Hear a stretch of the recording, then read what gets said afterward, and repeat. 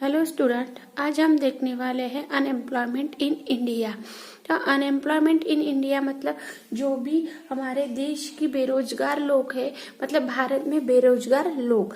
तब देखो उसका इंट्रोडक्शन कि in India is a developing economy and one more the fast growth economics of the world.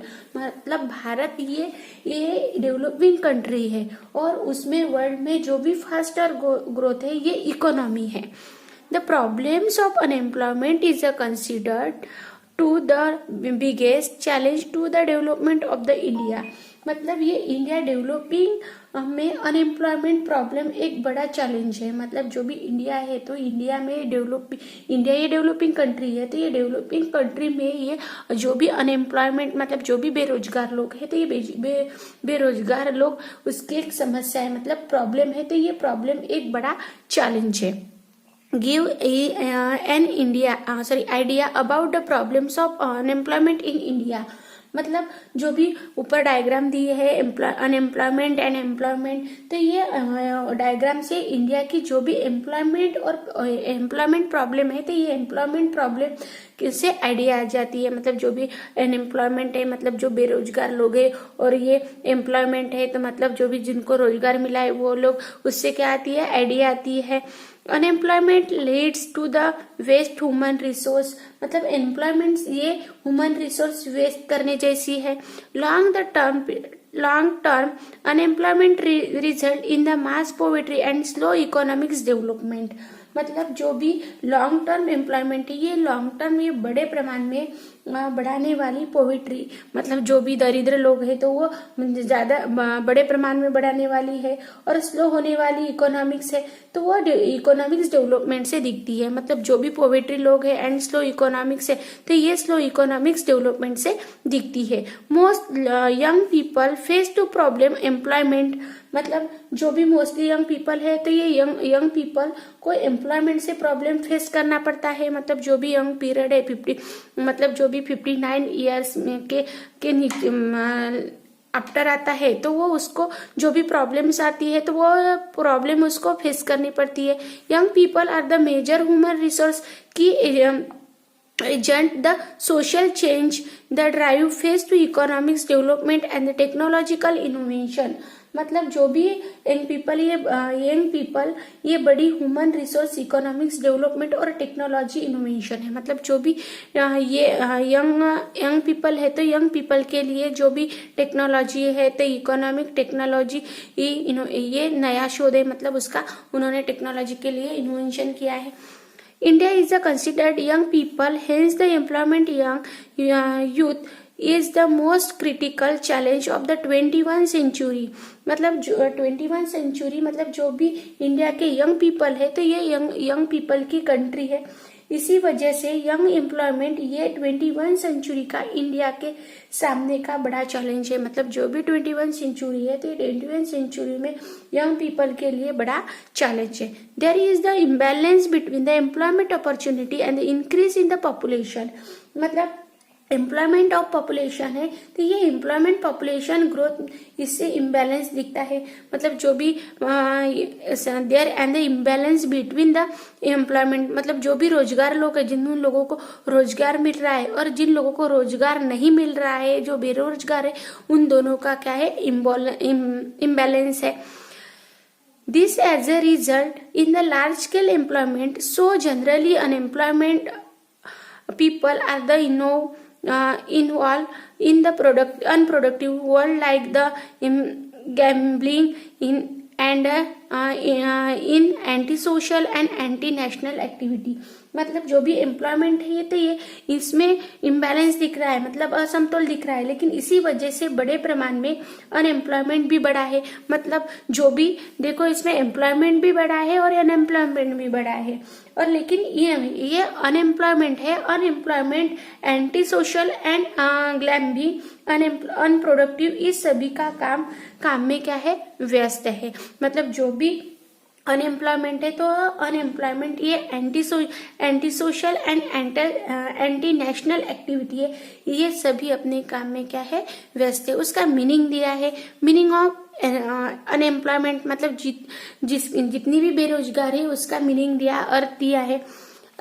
Normally, anyone who is not the gainful the employment in the productive activity is said to be the unemployment।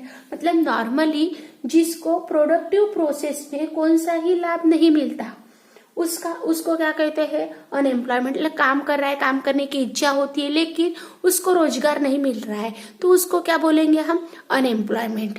उसके लिए उन्होंने in economics employment is to the study that the respect, मतलब उन्होंने उसके जो भी respect है तो उसकी रिस्पेक्ट स्टडी करने के लिए बताइए। नेचर है, मतलब नेचर का मतलब काम करने की इच्छा रहती है लेकिन उसको काम नहीं मिलता। उसके बाद है वर्किंग एज ऑफ ग्रुप, मतलब वर्किंग एज ऑफ ग्रुप मतलब काम करने वाला वयोगोट, मतलब जो भी काम करना है तो उसका वयोगोट कितना होना चाहिए, उसी वयोगोट में उसको काम मिलेगा। लेकिन जिसका वयोगोट में जैसे 18 बच्चों को काम करना है लेकिन वो 18 इयर्स का नहीं है तो उसको काम नहीं मिलेगा।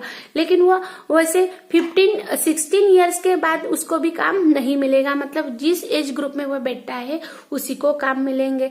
उसके बाद है सी डिमांड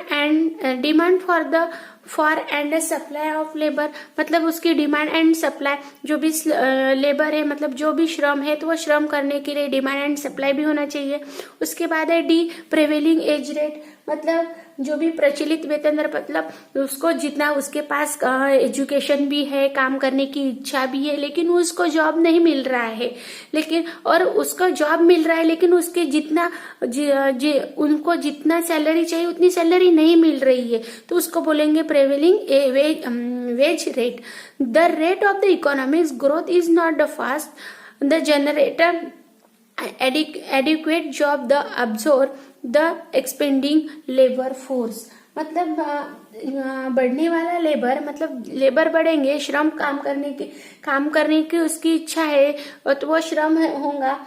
इस संदर्भ में उसकी स्टडी की जाती है तो उसी वजह से इकोनॉमिक्स ग्रोथ जो भी है तो वो ग्रोथ क्या होती है, बढ़ती है। तो देखो उन्होंने बताया कि unemployment is the situation in the which people in the age group of 15 to 59 years are the able and willing to work at the prevailing wage about unable to get a job। मतलब unemployment का meaning ऐसा है कि जिस परिस्थिति पर जो भी 15 टू 59 ईयर एज ग्रुप व्यक्ति को प्रचलित सैलरी रेट पर काम करने की इच्छा और जो भी पात्रता होने के बाद भी उसको जॉब नहीं मिलता उसको कहेंगे हम अनएम्प्लॉयमेंट। मतलब जो 15 टू 59 ईयर्स में काम करने की इच्छा है, उसके बाद एजुकेशन भी है, काम करने की इच्छा है लेकिन उसको उनको जितनी सैलरी चाहिए उतनी सैलरी नहीं मिल रही है तो उसको इसी वजह से वो काम नहीं कर रहा है तो उसको बोलेंगे हम अनएम्प्लॉयमेंट। उसके बाद उन्होंने बोला है for the person to be the considered employment it is essential that the person should be the engage in the work of the minimum number of the hours per week according to national sample survey organisation. मतलब एक व्यक्ति, मतलब एक person job रहना, मतलब वो person weekly minimum कुछ घंटे काम करने होगा। मतलब जो भी the considered employ the entire person should be the engage to work minimum per hour, मतलब जो कितने आवर्स काम कर रहा है तो वो मतलब जो पर्सन है तो वो वीकली कितना काम कर रहा है, मतलब वो पर्सन वीकली मिनिमम कुछ घंटे काम कर रहे होगा तो उसको हम बोलेंगे अनएम्प्लॉयमेंट। मतलब जो जितना वर्क दिया है उतने जितना काम दिया है 8 आवर्स या 16 आवर्स उसमें उतने आवर्स वो काम नहीं कर रहा है तो वो अनएम्प्लॉयमेंट में जाएगा। तो उसके लिए according to the national sample survey organisation है तो वो उन्होंने ये सर्वे नीचे दिया है। In the India a person is a considered unemployment if the work of the less than the 14 hours per week.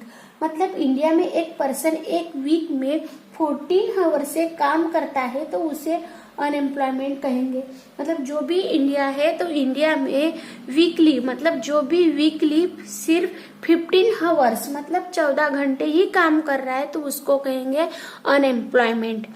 उसके बाद सेकेंड है those who work for the 15 to 18 hours a week are the considered as unemployment. जो भी worker है तो वो worker 15 to 20 hours week में, मतलब एक अठवाडिये में वो 15 to 28 आवर्स काम कर रहा है, तो उसको कहेंगे हम न्यूनता अनएम्प्लॉयमेंट। मतलब रोजगार भी नहीं, अनएम्प्लॉयमेंट भी नहीं बोल सकते उसको, और एम्प्लॉयमेंट भी नहीं बोल सकते, तो उसको बोलेंगे न्यून एम्प्लॉयमेंट, मतलब न्यून रोजगार।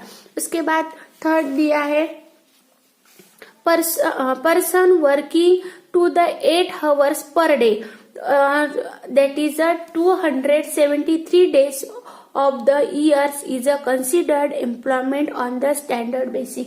मतलब जो पर्सन हर वीक में वो क्या कर रहा है, 8 आवर्स, मतलब एक दिन में 8 आवर्स काम कर रहा है, और एक साल में वो 273 डेज काम कर रहा है, तो उसको कहेंगे हम एम्प्लॉयमेंट।